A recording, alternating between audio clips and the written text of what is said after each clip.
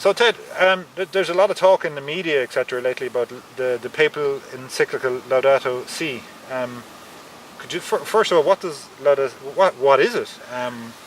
Well, Pope Francis I, The current pope is. yes, by adopting the name Francis, himself a Jesuit, by adopting the name Francis, he adopted, as he tells us, ecology as a way of thinking during his pontificate. Okay. And I understand by profession he's a biochemist. Biochemist, yeah. So that brings us into the realm of biology, botany and zoology, biochemistry. So I would say his background is in the life sciences. And 1 year ago, in 2015, he issued a letter, not just to Christians. Yeah. I now address every person living on this planet. So it's addressed to all of the people of the world. All people of the world, not just Christians, as you say. And it's entitled Laudato Si. Now, that description or title is taken from the Canticle of the Creatures written by St. Francis in the early medieval period, Yeah. Hence the link with Francis. The link with Francis, but also that it be praised is this document that for me places ecology and ecological thinking and actions firmly in the realm of morality. Which is, from my experience and my limited knowledge of the church, if they grew up, that's a departure, surely, is it? It's a major departure. I do remember some years ago a man asking the Bishop of Cork at our Ballingeary agricultural show, is it sinful for a farmer to willful empty pig slurry into a water course? Right.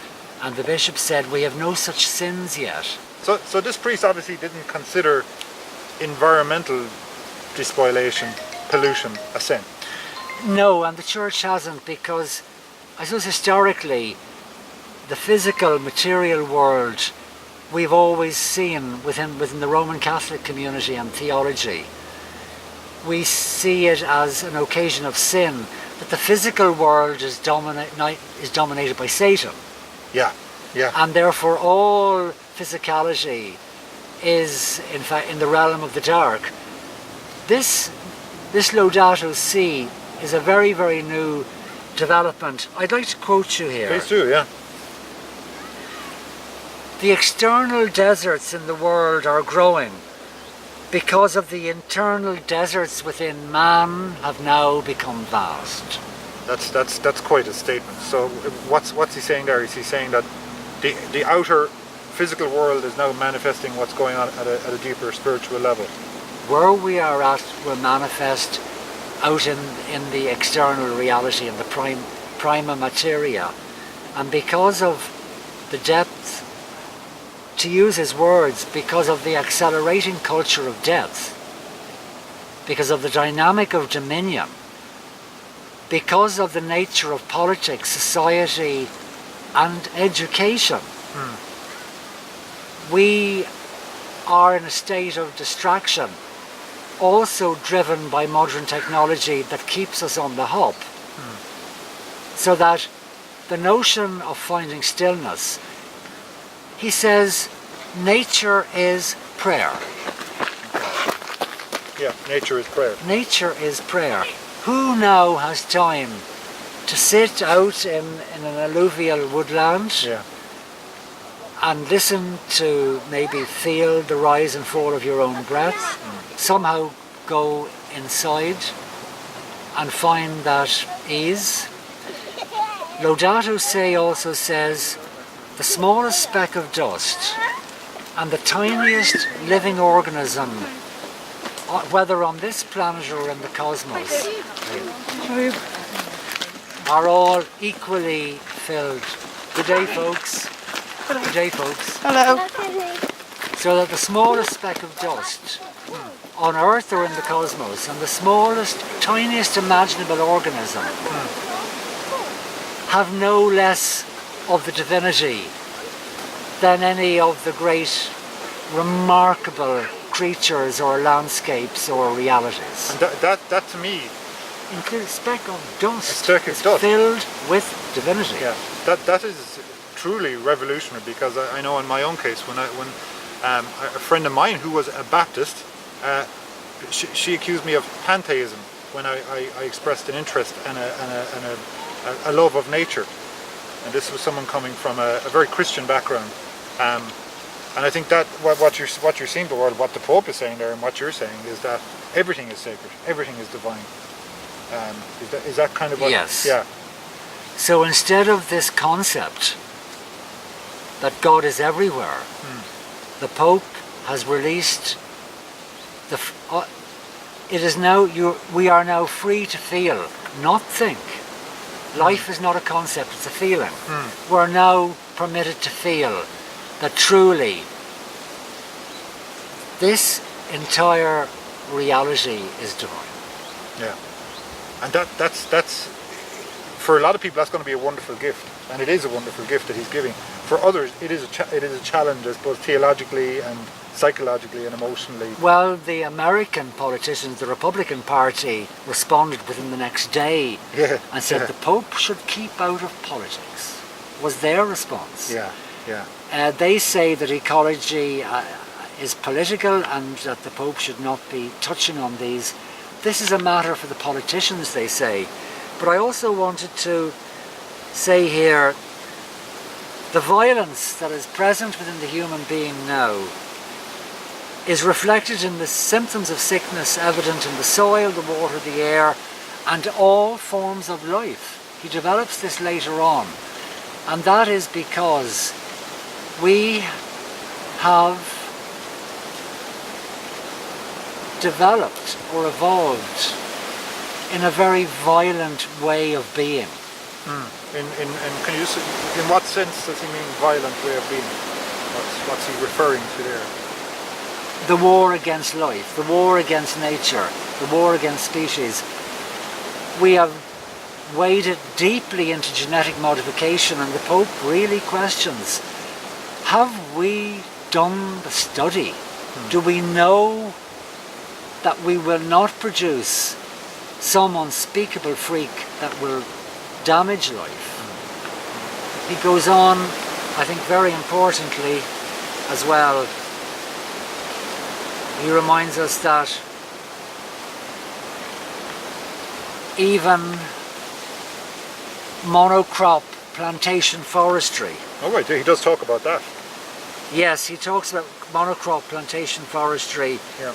and he is very concerned that we are removing woodlands, native woodlands, or what he calls virgin forest, and planting monocrop commercial forestry. And that's a global phenomenon now. That's a global phenomenon. We have it in this valley, in the Lee Valley. We're in Ireland's most important SAC, SPANHA, the jewel in Ireland's biodiversity. And the real threats to this swamp forest or wetland ecosystem is forestry, believe it or not. Forestry is the biggest threat to the environment because it's not natural native forestry. It is commercial conifer. Yeah, and I think that's when we hear, I think when most people hear in the media the term forestry, they don't understand most of the time what the people who are speaking are talking about is a monocrop plantation of invariably Sitka spruce or larchborough pine, something like that. Plantation is not forestry. We must understand that. Although we're a forest people, long from the forest, gone long from the forest, we have swallowed this illusion that plantation is forestry and that we are reforesting Ireland. When Arthur Griffith, on the 28th of November 1905, declared that Sinn Féin represents the re-afforestation of Ireland, was he talking Sitka spruce, or was he thinking oak, birch, hazel, holly, yew, aspen, sally, wild apple, and all of the lords, nobles, princes of the Brown Law codes of the forest? What was Collins and the Gaelic League thinking of when they endorsed Griffith saying we must replace the Irish forest? Yeah. But just kind of summarise, Ted, this document that we have here, this papal encyclical Laudato Si, it's, I think we both agree, a very revolutionary and powerful document. And I know you wanted to read something there. Yes, it's very accessible. It's written in English. It's got 6 chapters. Each chapter is made up of a series of sections, and each section is a summing up of the damage or the remediation that's happening in any given ecosystem. Then of the 6 chapters, chapter 2 I would like to read from the Gospel of Creation. What's also beautiful about this is that it is less theological. It's more in the realm of science than theology, but it's nicely blended. But Saint Francis, who is the patron saint, the global patron saint of ecology, his feast day is on the 12th of October every year. He is endorsed by all universities of the planet as the patron saint of ecology. One of his followers was a Saint Bonaventure. Yeah. And here in section 66 of part 2 of chapter 2, quote Francis, Saint Bonaventure held that through universal reconciliation with every creature, right. Saint Francis in some way returned to the state of original innocence. This is a far cry from our situation today, where sin is manifest in all its destructive power, in wars, the various forms of violence and abuse, the abandonment of the most vulnerable, and attacks on nature. So we've only just touched the tip of the iceberg. But it's a very beautiful document, especially for environmentalists who always have hoped that Rome would come on board ultimately and declare that the ultimate Corpus Christi, the real body of the Master, is here and now, in every breath we take, in every cell of every plant and every animal. Yeah, and I think that paragraph you just quoted from there says it very eloquently and powerfully.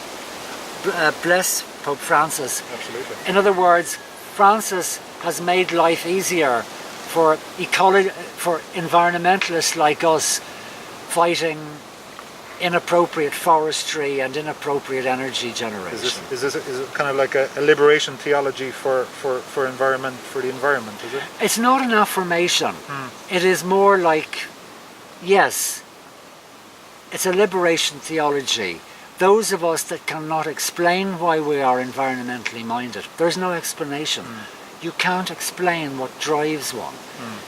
Here is a man, a scientist by training, by aspiration, a spiritual, a monk, a monastic man, a monastic human being, and he is endorsing what... When I came to Macroom in 1981, we founded the environmental group in 1985. And on the newspapers it was said,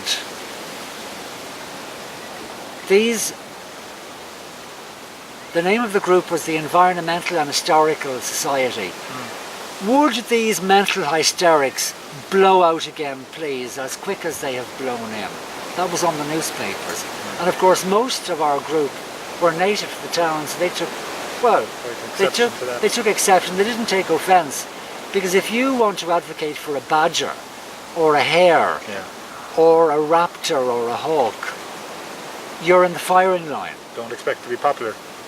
Don't expect to be popular. But at least I think to me, and I haven't read it, I've read sort of descriptions of it, I think it will give tremendous company, if you like, to Christians and non-Christians who are concerned about the environment and feel, as you were saying earlier on, more feel than think. Yes. I think this is a companion and a friend to those who may feel lonely and on the outside because they have been speaking out for the environment over the years. Yes, and also as one reads through this, one is gently reminded every so often by Francis don't replace your consciousness with your ego.